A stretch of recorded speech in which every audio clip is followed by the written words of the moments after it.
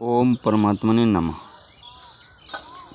ममैवांशो जीवलोके जीवभूतः सनातनः मनः षष्ठानीन्द्रियाणि प्रकृतिस्थानि कर्षति। सभी मानव ईश्वर की संतान हैं। मानव तन की सार्थकता भगवान कहते हैं, अनित्यम सुखम लोकम प्राप्य भजस्व माम।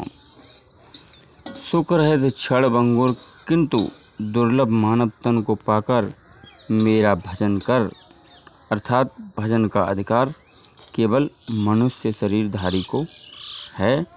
अन्य 84 लाख योनियों में केवल और केवल मनुष्य शरीरधारी को ही है, अन्य किसी को नहीं बता रहे हैं, केवल मनुष्य को, मनुष्य शरीरधारी को।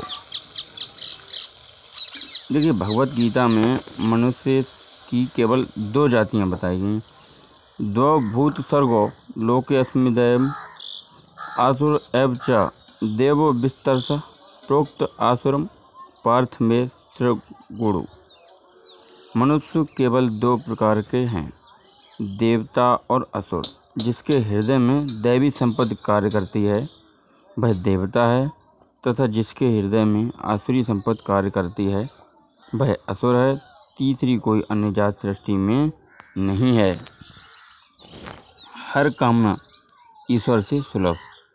त्रैविद्या माम सोप पूत पापम यज्ञरिष्ट्वा स्वर्गंति प्रार्थयन्ते ते पुण्यमासाग सुरेंद्रलोक मसनंति दिव्यान देव भगवान।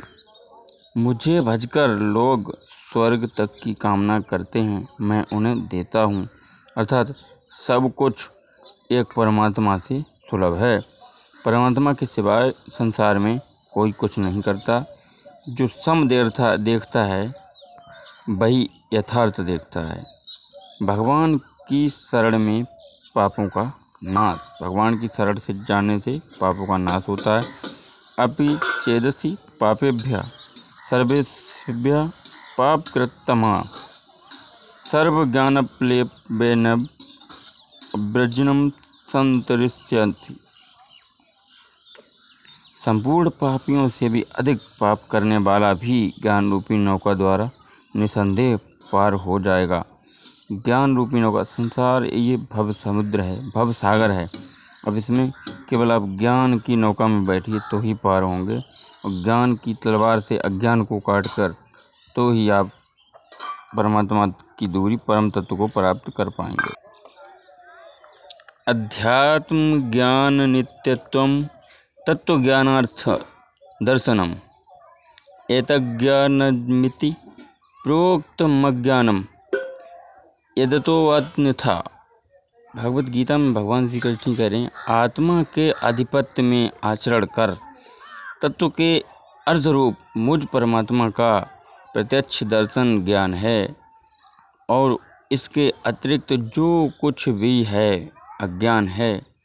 अर्थात ईश्वर की प्रत्यक्ष जानकारी ही ज्ञान है। भजन का अधिकार सबको। अपि चेत्सु दुराचारो भजते मामनन्य भावक साधुरेव स मन्यतव्य सम्यग्व्यवसितो हि स क्षिप्रं भवति धर्मात्मा शाश्वती शांति निगच्छन्ति। कौन्तेय प्रतिजानी न मे भक्त प्रणश्यति। भगवत गीता में भगवान श्री कृष्ण जी कह रहे हैं, अत्यंत दुराचारी भी मेरा भक्त भजन करके शीघ्र ही धर्मात्मा हो जाता है एवं सदा रहने वाली शांति, शाश्वत शांति को प्राप्त कर लेता है। अतः धर्मात्मा वह है जो एक परमात्मा के प्रति समर्पित है, और भजन करने का अधिकार दुराचारी तक को है। दुराचारी भी परमात्मा की शरण जाने में उसका भी दुराचारण का नाश होकर शीघ्र धर्मात्मा हो जाता है। भगवत पथ में बीज का कभी नाश नहीं होता। आपने एक बार भी अगर परमात्मा का जप किया है तो उसका भी कभी नाश, तीनों कालों में नाश नहीं होगा। नेहा विक्रम नाशो अस्ति प्रत्यवायो न विद्यते स्वल्पमप्यस्य धर्मस्य त्रायते महतो भयाति।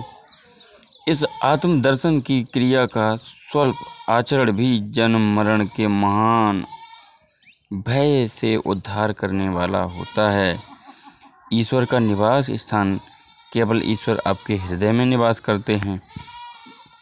ईश्वर सर्वभूतानां हृदयस्य अर्जुन तिष्ठति। ब्राह्मण्यस्य सर्वभूतानि यंत्रारूढ़ानि मायमा। ईश्वर सभी भूत प्राणियों के हृदय में रहता है। भूत प्राणियों का अर्थ है ये शरीर 5 तत्वों से बना है, जिसमें भूत तत्व सबसे ज़्यादा है। उसी से भूत प्राणियाँ कह जा रहे हैं। ना ही कोई भूत होता है ना कोई कुछ। 84 लाख योनियाँ सभी भूत प्राणी हैं। सभी जीव भूत प्राणी हैं। तमेव शरणं गच्छ सर्वभावेन भारत, तत्प्रसादात् परां शांति और स्थानम प्रप्तस्यादि शाश्वतम। भगवान श्री कृष्ण जी कह रहे हैं, संपूर्ण भाव से उस एक परमात्मा की शरण में जाओ, जिसकी कृपा से तू परम शांति को, शाश्वत परम धाम को प्राप्त होगा। इसलिए केवल परमात्मा का भजन करें, परमात्मा का चिंतन करें। देखो, भगवान के भक्त को चिंता नहीं, चिंतन करना चाहिए। वो सब कुछ संभाल लेंगे। उन्हें पता है कभी आपकी हार नहीं होगी। आपके गर्दन तक तलवार आते आते वो हार बन जाएगी, क्योंकि अगर रात्रि है तो दिन भी होगा। इसलिए परमात्मा का भजन करें और निस्वार्थ भाव से परमात्मा की शरण में जाइए। किसी भी चिंता को लेकर नहीं, केवल और केवल परमात्मा की इच्छा, परमात्मा को ही मांगो। परमात्मा से परमात्मा को ही मांगो। यही सबसे शुद्ध सत्य भजन।